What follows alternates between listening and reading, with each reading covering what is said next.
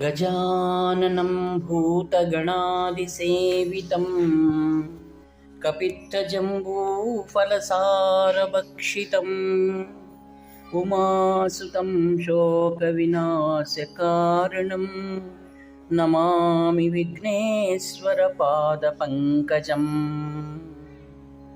सदाशिवसमारम्भां शङ्कराचार्यमध्यमाम् अस्मदाचार्यपर्यन्तां वन्दे गुरुपरम्पराम्। अपारकरुणासिन्धुं ज्ञानदं शान्तरूपिणं श्रीचन्द्रशेखरगुरुं प्रणमामि मुदान्वहम्। देवे देहे च देशे च भक्त्यारोग्यसुखप्रदं बुधपामरसंसेव्यं तं श्रीजयेन्द्रं नमाम्यहम्। नमामः शङ्करान्वाख्यविजयेन्द्रसरस्वतीं श्रीगुरुं शिष्टमार्गानुनेतारं सन्मतिप्रदम् श्रीसत्यचन्द्रशेखरेन्द्रसरस्वतीस्वामिने नमः। सर्वमङ्गलमाङ्गल्ये शिवे सर्वार्थसाधिके शरण्ये त्र्यम्बके देवी नारायणि नमोस्तुते। ఆత్మీయ మిత్రులందరికీ కూడా హృదయపూర్వక ధన్యవాదాలు.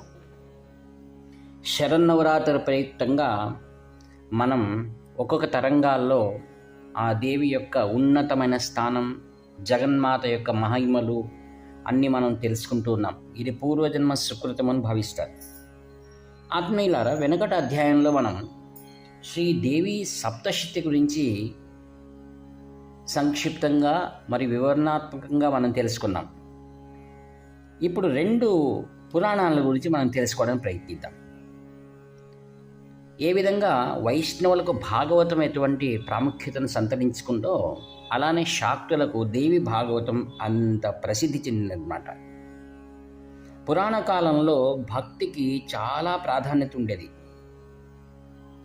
శైవం, వైష్ణవం మరియు శాక్త పంథంలో ఆయా దేవతల మహిమలను స్తుతించేటువంటి అనేక పురాణాలు రచించబడ్డాయి. ఆ కాలంలో రచించబడ్డదే భాగవతమే శ్రీదేవి భాగవతం. ఇందులో దేవి మహాత్మ్యం మరియు ఇతర పురాణాలు కూడా అందులో చేర్చబడి ఉన్నాయి. దేవి భాగవతము 18 స్కందములతో ఉంటుంది. 318 అధ్యాయాలు మరియు 18,000 శ్లోకాలు దీంట్లో ఉన్నాయి. ప్రతి ఒక్క అధ్యాయంలో కూడా దుఃఖార్తులైనటువంటి భక్తులు ఆ దేవిని పూజించి తమ మనోకామనలను పూర్ణం చేసుకున్నటువంటి దేవత స్వరూపిణి అయినటువంటి దేవతల కథలు మరియు మానవుని కథలు పరిపూర్ణంగా తెలియచేయబడ్డాయి. దేవి భాగవతము విశిష్టత ఏమనగా సకల దేవతలకు కూడా ఆమె రాజరాజేశ్వరి. ఇక్కడ దేవతలకు మరియు మహాదేవికి ఉన్న తారతమ్యాన్ని ఇక్కడ ఆ పురాణంలో విశదపరుస్తుంటుంది. అందులో ఒకానొక అధ్యాయంలో ఆ జగన్మాత ఈ విధంగా చెప్తుంది, నేనే ఈ విశ్వమును, నేను కాక ఈ విశ్వంలో ఏది కూడా అస్తిత్వం లేదు అని. అనగా దీని ద్వారా జగత్ సృష్టి స్థితి లయములకు కారణభూతులైన పరబ్రహ్మ స్వరూపిణిగా ఈ పురాణం మనకు విశదపరుస్తుంది. బ్రహ్మ, విష్ణు, శివ మరి ఇంద్రాది సకల దేవతలందరూ కూడా ఈ జగన్మాతకు అధీనురాలై ఉన్నారు. ఈ దేవత అనుగ్రహం వల్లనే వారందరూ తమ తమ కార్యాలు నిర్వహిస్తున్నారని ఈ పురాణం మనకు విశదపరుస్తుంది. దేవి భాగవతం ప్రకారం దేవియే నిర్గుణ స్వరూపమైనటువంటి పరబ్రహ్మ మరియు చేతనా స్వరూపమైనటువంటి సకల జీవరాశుల్లో ఉండినటువంటి సాకార స్వరూపం.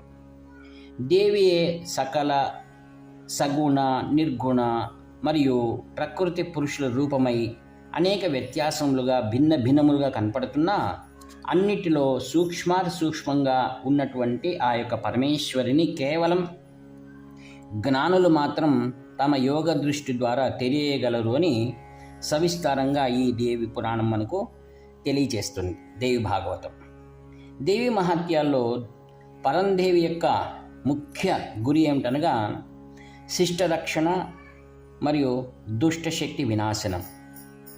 మరియు ఈ పరమేశ్వరి దుష్ట నిగ్రహం చేసిన తర్వాత శిష్టులకు ఉత్తమమైన జ్ఞానం ప్రసాదిస్తుందన్నమాట. ఈ విధంగా దేవి భాగవతంలో ప్రతి ఒక్క అధ్యాయం నందు కూడా ఇదే వర్ణనలు మరీ మనకు వినిపిస్తూ ఉంటాయి. జగన్మాతనే భువనేశ్వరి మరియు సకల సంసార బంధములను కూడా మనం విడిపించగల సర్వసమర్థురాలు. ఈ విధంగా భాగవతము, దేవి భాగవతం ఒక పవిత్రమైన శాక్త గ్రంథంగా మనం పూజిస్తూ ఉన్నాం. కొందరు దేవి సప్తశతి పారాయణ చేయలేనటువంటి వారు ఎవరైతే ఉన్నారో వారు తప్పకుండా దేవి భాగవతాన్ని చదువుతూ ఉంటారు. దీన్ని మనం గమనించాలి. అదేవిధంగా మరి ఒక పురాణం ఉన్నది, అది కాళికా పురాణము అంటారు. కాళికా పురాణం సకలమైన శాక్త గ్రంథాల్లో విశిష్ట స్థానాన్ని పొంది ఉంది. ఇది 18 ఉప పురాణాల్లో ఇది ఒకటి. ఇప్పుడు ఉన్నటువంటి అస్సాం ఉంది కదా, పూర్వంలో దీన్ని కామరూపము అని పిలిచేవారు. 10వ శతాబ్దంలో ఈ యొక్క కాళికా పురాణం రచించినట్లు పెద్దల యొక్క అభిప్రాయం. ఇది 98 అధ్యాయాలు, 9000 శ్లోకములు నిండి ఉంది. ఇది ప్రముఖంగా కామరూప దేశాన్ని, కామాఖ్యాదేవి పూజాక్రమం అంతా కూడా విస్తరించి చెప్పబడి ఉంది. ఇది ఆర్య మరియు ఆర్యేతర సంప్రదాయాలను తెలుపుతూ దేవి ఆరాధనను చాలా ప్రచారం చేస్తుంది. పూర్వభారతంలో శాక్త సాంప్రదాయం ఎలా విస్తరించింది అనేటువంటి దాన్ని మనం తెలుసుకోవాలంటే కాళికా పురాణం చూస్తే ఈ విషయాలన్నీ మనకు పరిపూర్ణంగా అర్థమవుతాయి. ఈ పురాణం దేవిని కాళీ రూపంలో దర్శిస్తారు. దేవి అవతారాల మహాత్యాన్ని కూడా ఈ కాళికా పురాణంలో బహు విస్తారంగా తెలియజేశారు. దేవి యొక్క ప్రథమ అవతారము ఏదనగా ఈ పురాణం ప్రకారం సతీదేవి, రెండవ అవతారం పార్వతీదేవి, తదనంతరం చివరి అవతారం కాళికా రూపిగా మనకు దర్శనమిస్తుంది. ఈమె పరబ్రహ్మ స్వరూపిణి అని మనకు అర్థమవుతుంది. ఈ యొక్క అవతారాల ద్వారా మహాదేవి ఈ కామాఖ్యాదేవిని ఎవరైతే పూజిస్తూ శ్రద్ధతో ఆరాధిస్తున్నారో ఆ భక్తుని యొక్క ఇష్టార్థములన్నీ కూడా నెరవేర్చినటువంటి అనేక సంభవాలను విపులీకరంగా తెలియజేస్తుంది. ఇందులో మహాకాళికాదేవి సింహవాహినిగా, ఖడ్గధారునిగా, భయంకర ఉగ్రరూపాన్ని ధరించి ఉంటుంది. తాంత్రిక పూజలో ఇది చాలా ప్రాధాన్యమైనటువంటి గ్రంథం. ఈ యొక్క గ్రంథాలు మనం తెలియాలంటే పూర్వంలో ఈ యొక్క తంత్ర సిద్ధాంతాలు, ఈ యొక్క రహస్యమైన గూఢార్థాలతో కూడి ఉన్నటువంటి పురాణాలు తెలుసుకోవాలంటే పూర్వంలో గురు శిష్య పరంపర అనేది ఉండేది. అనగా గురువు నేరుగా శిష్యుడికి ఇవిని అవగతం చేసేటువంటి వారు. ఆ తర్వాత గురువు ద్వారా తెలుసుకున్నటువంటి రహస్యార్థ విషయాలన్నీ కూడా దానికి సంబంధించిన కొన్ని భాష కూడా ఉంటుంది, పరిభాష అంటారు దాన్ని. అలానే శాక్త సాంప్రదాయంలో అనేకమైన పరిభాషలు ఉన్నాయి. వాటిని కేవలం గురువు ద్వారా తెలుసుకోవాలి. ఏదో గ్రంథాలు కనపడ్డాయి కదా అని మనం వాటిని అవలోకనం చేయడం అనేటువంటిది అది సమంజసం కాదు. ఎందుకనగా విపరీత అర్థాలు అవి మనకు మాయ ద్వారా అవగతమవుతాయి. కావున మహామాయాశక్తి అయినటువంటి ఆ దేవిని తెలుసుకోవాలంటే గురువు చాలా ప్రముఖం. అందుకే యాదేవి సర్వభూతేషు గురురూపేణ సంస్థిత నమస్తస్యై నమస్తస్యై నమస్తస్యై నమో నమః అన్నారు. అందుకే మన కాంచీ కామకోటి పీఠంలో ఈ నవరాత్రులు చెన్నై నగరంలో శ్రీ శంకర విజయ సరస్వాముల వారు, తదంతే వాసివర్షి సత్యచంద్రశేఖరేంద్ర సింహస్వాముల వారు ఇరువురు కూడా అక్కడ నెరవేరుస్తున్నారు. ఈ యొక్క నవరాత్రులు విశేషం. స్వాముల వారు పరిపూర్ణంగా దీక్షతో ఉంటారు మరియు పరిపూర్ణంగా ఉపవాసం మరియు భక్తజన ఉద్ధారం కోసం విశేషమైన పూజలు ఉదయం నుండి దాదాపుగా రాత్రి 2 గంటల వరకు జరుగుతాయి.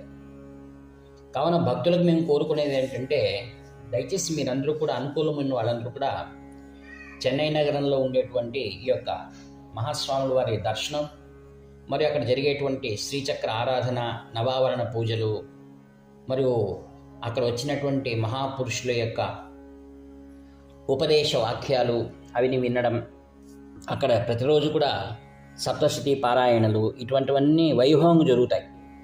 మన గృహంలో ఇంత విస్తారంగా మనం చేసుకోవడానికి సాధ్యపడదు.